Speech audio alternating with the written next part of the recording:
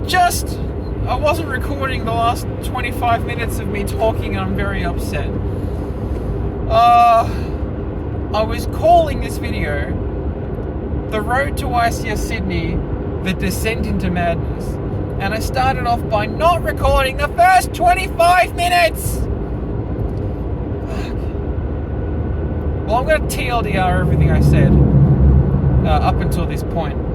And that was, I've been testing every single version of Ryziel, and I feel like I'd finally settled down on a version that plays 6 Charmies, all board breakers, and the Mitsurugi cards.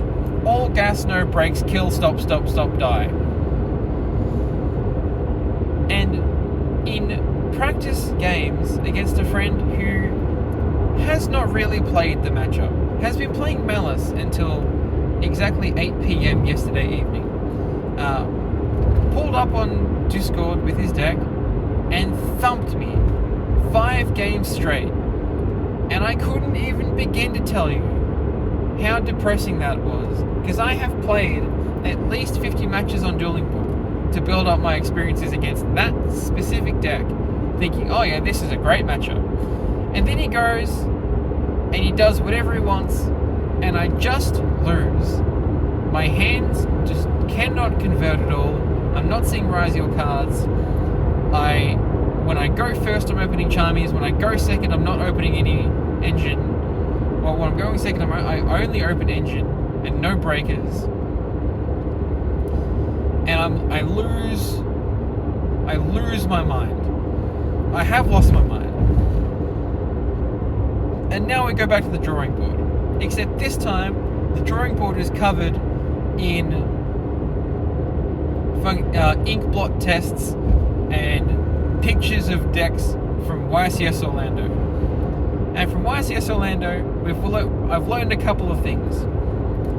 The first one is, it doesn't really appear to matter how streamlined your deck appears to be, because there are 4 different decks in the top 4 and tons of different decks in the top 64, and it really just seems like technical play was the key advantage to walking into that event.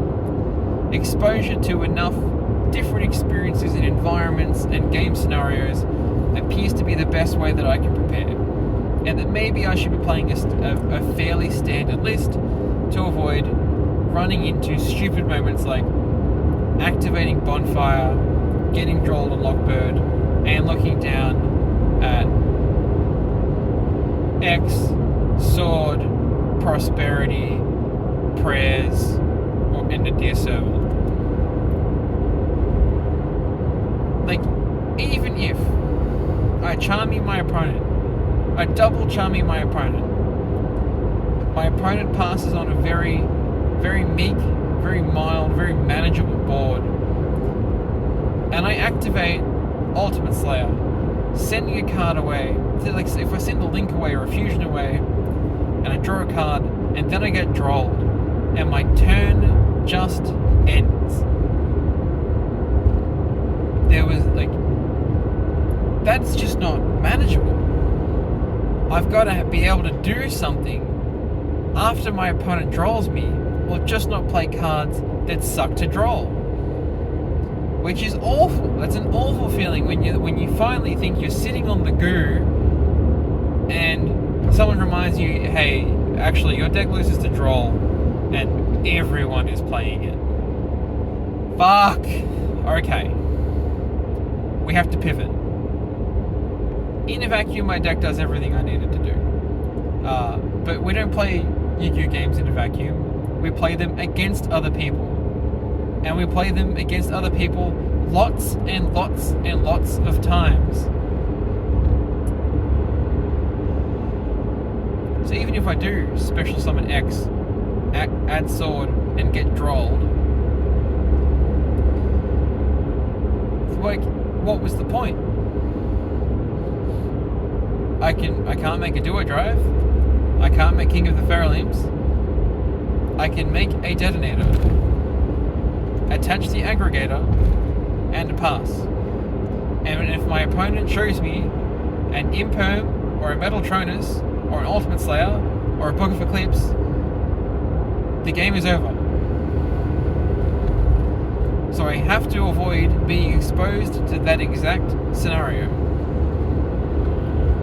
Fuck, I'm so deep in the tank that I'm considering playing cards that I initially thought were so bad that I cannot believe people would buy them from me. I'm looking at cards like Night Sword Serpent, and I look at Jesse Cotton's list, and I see that he's playing it, and all of a sudden I'm like, fuck man, if the world champion of Master Duel is playing this card, maybe I shouldn't have dismissed it so quickly as a brick. It's so crazy how much your deck building changes once you start seeing results. And the Mitsurugi deck I don't think is even remotely solved, which is so funny. Like, surely we could be playing other ritual monsters, but again, ritual monsters suck. Ritual monsters suck because either they lose to one interruption, because all of your cards have to be dedicated to doing the one ritual thing, or to search all the ritual cards, you play into Droll and Lockbird or Ash Blossom, which also ends the turn. Like, I was so erect for the Nadir Servant package that I thought, oh well, the Deer Servant and Ultimate Slayer in the same deck is so mouth-wateringly good.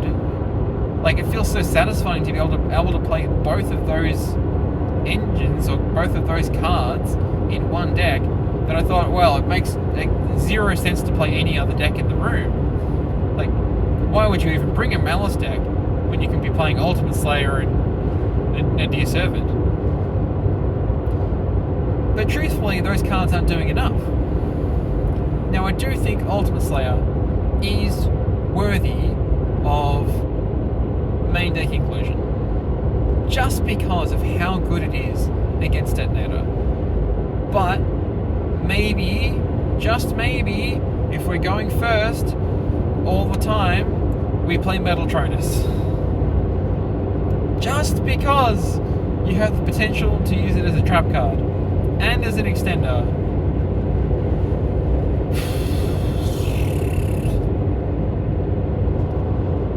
So these are I hate playing hand traps.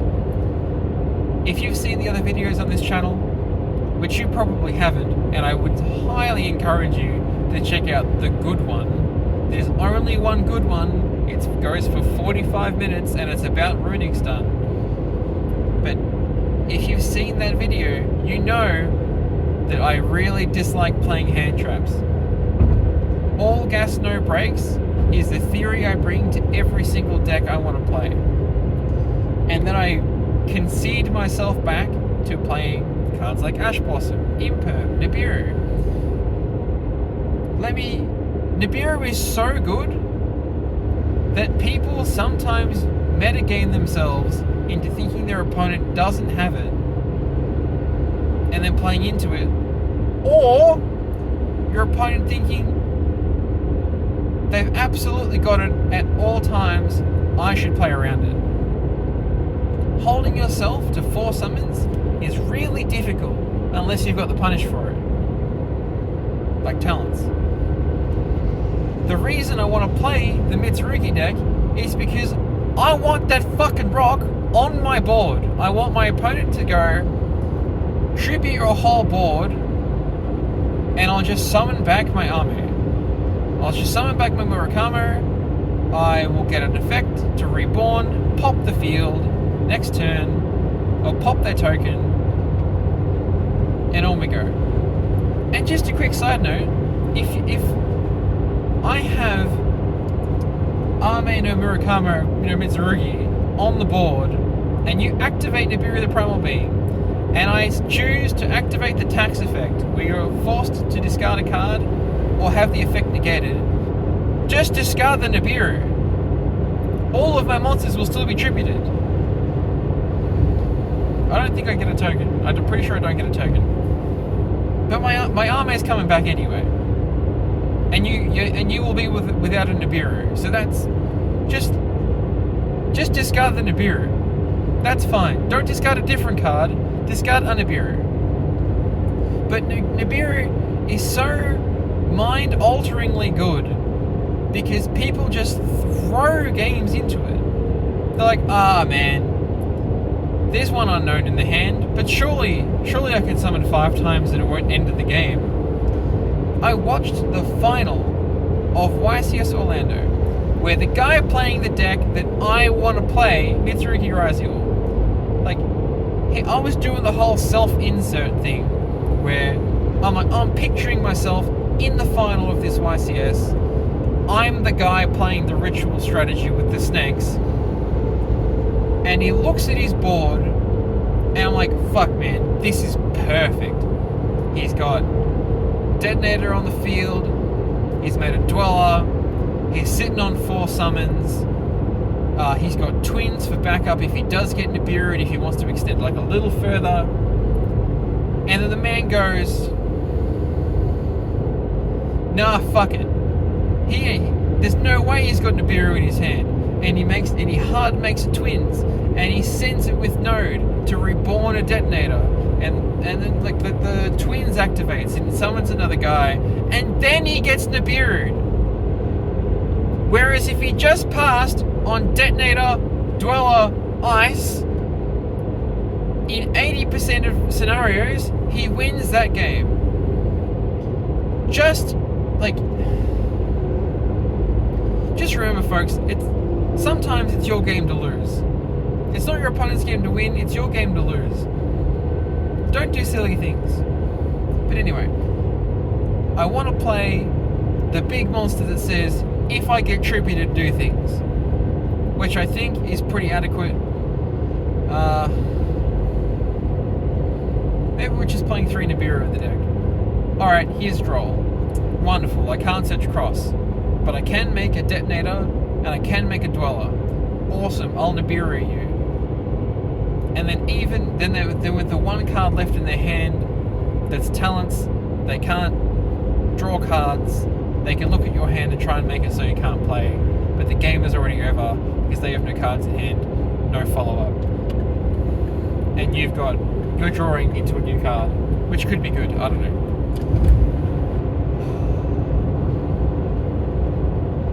I just didn't want to play a boring deck. And now, I feel like I have to play a boring deck that focuses on me actually playing Yu-Gi-Oh! Back and forth, rather than being an ignorant piece of shit. And maybe even days before the event, in the 12 hours in the car, on the way to Sydney on the Hume Highway, I'm going to say, fuck guys, I've accepted my limitations, this ritual deck is arse, the snake can go in its own tail, and I'm going to play the Fiendsmith cards. Anyway, that's part 1 of the Descent into Madness road to YCS. The literal road to YCS is 12 hours long, plus several stops at the YAS public toilets. Love you all. Talk to you later.